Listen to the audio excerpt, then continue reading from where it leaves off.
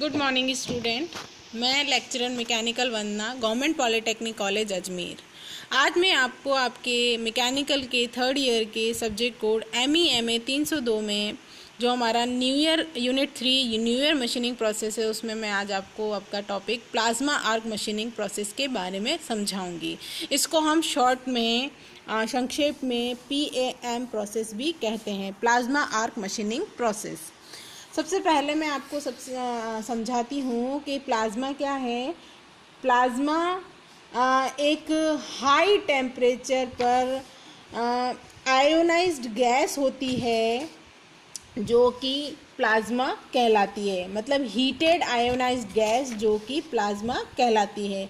Completely ionised होने के बाद ही हमें प्लाज्मा मिलता है। क्या होता है, जब हम किसी गैस या एयर को हीट करते हैं, हीट देते हैं 5500 डिग्री सेंटीग्रेड तक, तो वह आयोनाइज्ड होना स्टार्ट हो जाती है।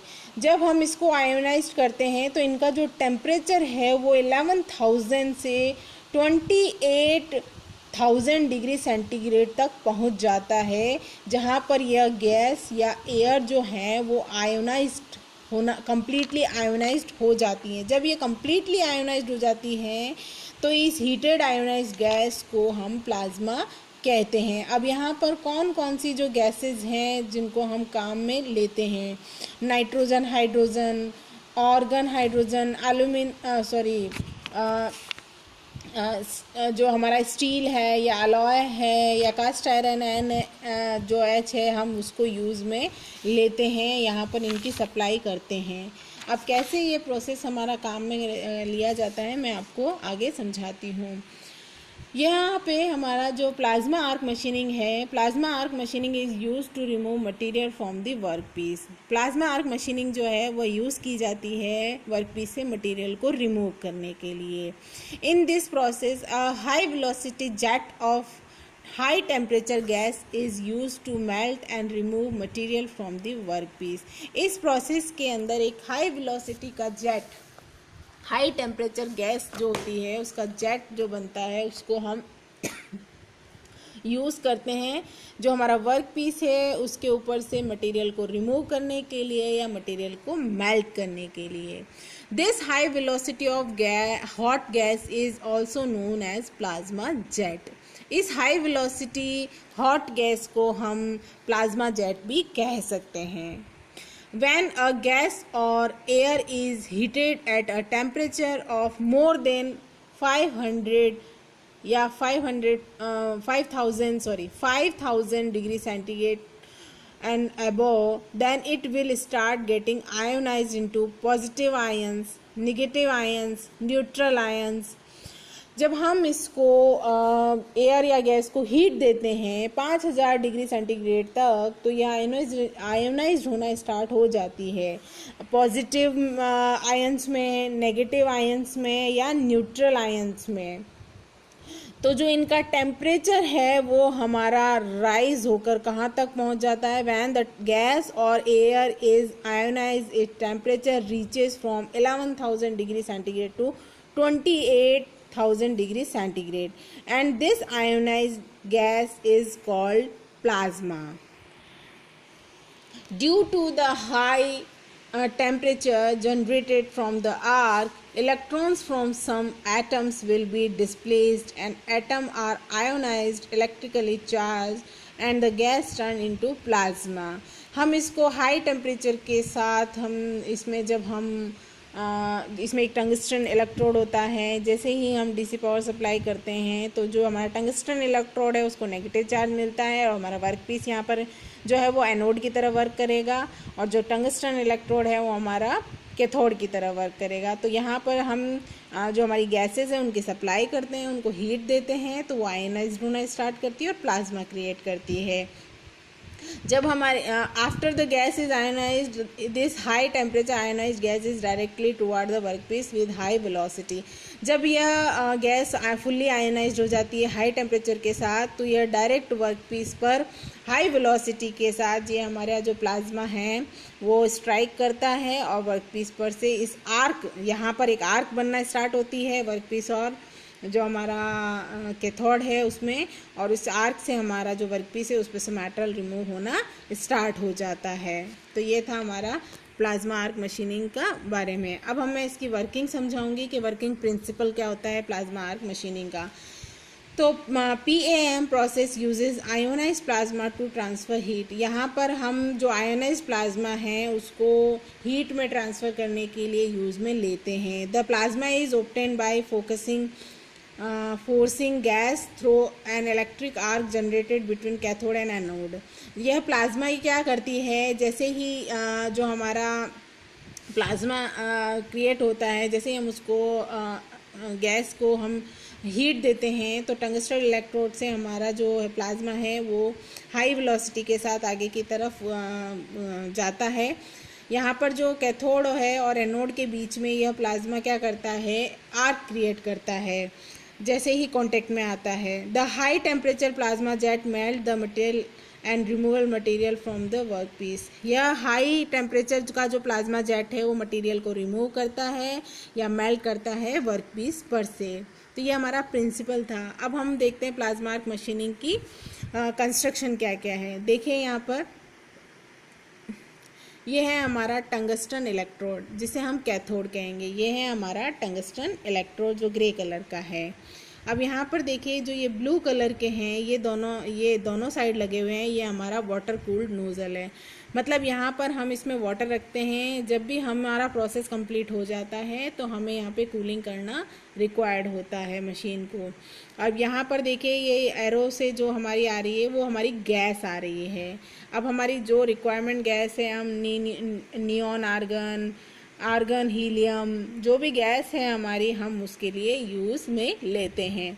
अब हमारा स्टील, अगर हमारा जो मटेरियल स्टील है उसके लिए हम NH यूज़ करते हैं, अलॉय है उसके लिए हम NH यूज़ करते हैं, कास्ट आयरन है तो उसके लिए भी हम NH गैस का यूज़ करते हैं। अब यहाँ पर देखिए हमारी DC पावर सप्लाई दे रखी है। नेगेटिव चार्ज हमारा कैथोड से है और पॉजिटिव चार्ज जो हमारा वर्कपीस है एनोड वो है। अब यहाँ पर जो हमारी गैसेस हैं वो आगे की तरफ आ रही हैं और जो हमारा ये टंगस्टन इलेक्ट्रोड है यहाँ से हमारा जो जैसे ही हम इसको हीट प्रोड्यूस करेंगे तो ये आयोनाइज होना स्टार्ट होगा और प्लाज्मा हमारा आगे की तरफ आएगा और वर्कपीस, और जैसे ही प्लाज्मा के कांटेक्ट में आएगा तो यहाँ पर क्या होगा, आर्क क्रिएट होगी और हमारा जो वर्कपीस है वो मेल्ट होना या कट होना स्टार्ट कर देगा। ये देखिए यहाँ पे आर्क प्रोड्यूस हो रही है और जो ये दो नोज़ल हैं हमारे, ये कॉपर के नोज़ल यहाँ पर सपोर्ट के लिए लगाए जाते हैं। तो ये था हमारा कंस्ट्रक्शन। अब हम इसकी वर्किंग देखते हैं कि क्या होता है और कौन कौन से कंपोनेंट हैं इस प्लाज्मा आर्क मशीनिंग में, वो देखते हैं। तो प्लाज्मा इसमें ना सबसे पहले प्लाज्मा गन होती है, ऊपर की तरफ लगी होती है। Different gases like nitrogen, hydrogen, argon और mixture of these gases are use to create plasma. Plasma gun क्या होता है कि जैसे ही हम उसको आयोनाइज कर रहे हैं तो प्लाज्मा एक जेट के रूप में या गन के रूप में निकलती है। अब इसमें हम डिफरेंट तरह की गैसेस काम में लेते हैं। नाइट्रोजन हाइड्रोजन का मिक्सचर ले सकते हैं, नाइट्रोजन हाइड्रोजन अलग से ले सकते हैं, आर्गन गैस काम में लेते हैं। किसके लिए? प्लाज्मा क्रिएट करने के लिए। अगर हम स्टील का कोई मेटल ले रहे हैं तो उसके लिए हम नाइट्रोजन हाइड्रोजन का मिक्सचर काम में लेते हैं। इसी तरह से अलॉय के लिए हम नाइट्रोजन हाइड्रोजन लेते हैं, कास्ट आयरन के लिए भी हम नाइट्रोजन हाइड्रोजन लेते हैं। तो इस तरह से ये प्लाज्मा क्रिएट होती है। This plasma gun has a chamber which has a tungsten electrode. यहाँ पर जो प्लाज्मा गन है उसके लिए एक चैम्बर होता है, इसे हम टंगस्टन इलेक्ट्रोड भी कहते हैं। This tungsten electrode is connected to the negative terminal and nozzle of the plasma gun is connected to the positive terminal of the DC power supply. The required mixture of a gas is supplied to the gun. A strong arc is produced between the anode and the cathode.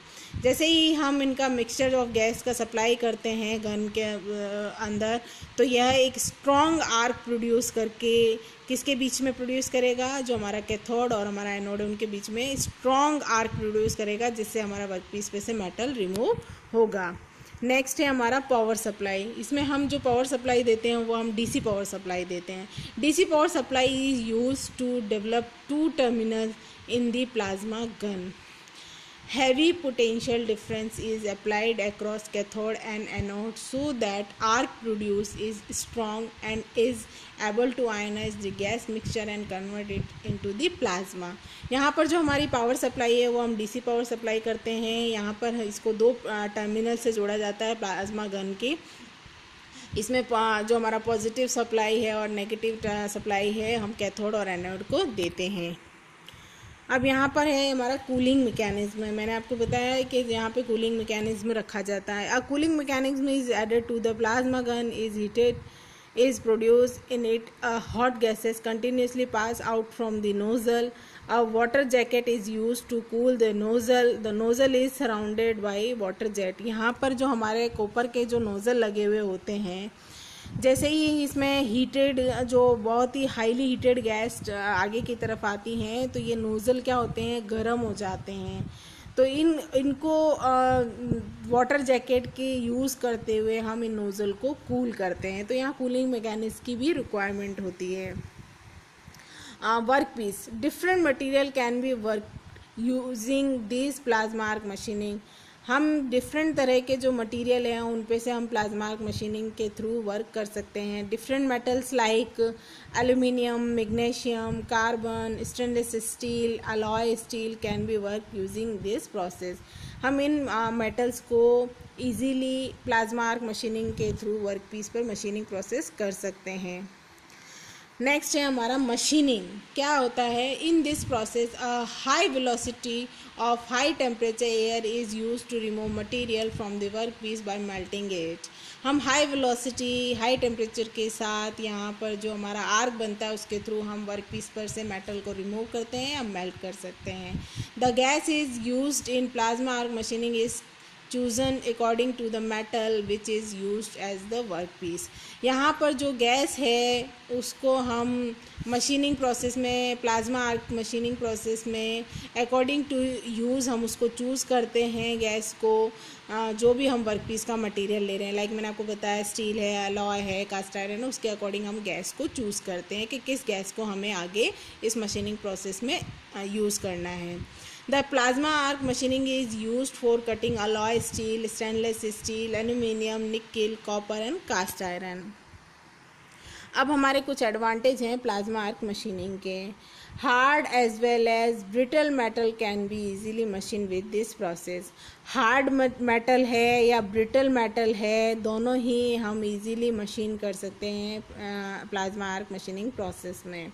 Plasma arc machining gives a faster production rate. ये जो हमारी machining process है PAM, यह हमें fast production rate देती है। Small cavities can be machined using this process with good dimensional accuracy। अगर हमें कोई स्मॉल होल करना है तो हम प्लाज्मा आर्क मशीन को यूज़ करते हुए वो स्मॉल होल बना सकते हैं गुड डायमेंशन एक्यूरेसी के साथ। It can be use for rough turning of very hard material. It can be use मतलब यह हम rough turning very hard material की जो रफ टर्निंग है उसके लिए भी हम प्लाज्मा आर्क मशीनिंग को यूज़ कर सकते हैं। It is also used in machines that are use to repair jet engines blade. जो हमारे जेट इंजन्स के जो ब्लेड्स हैं उनको रिपेयर करना होता है तो हम प्लाज्मा आर्क मशीनिंग द्वारा कर सकते हैं। अब इसके कुछ डिसएडवांटेज हैं हमारी प्लाज्मा आर्क मशीनिंग के।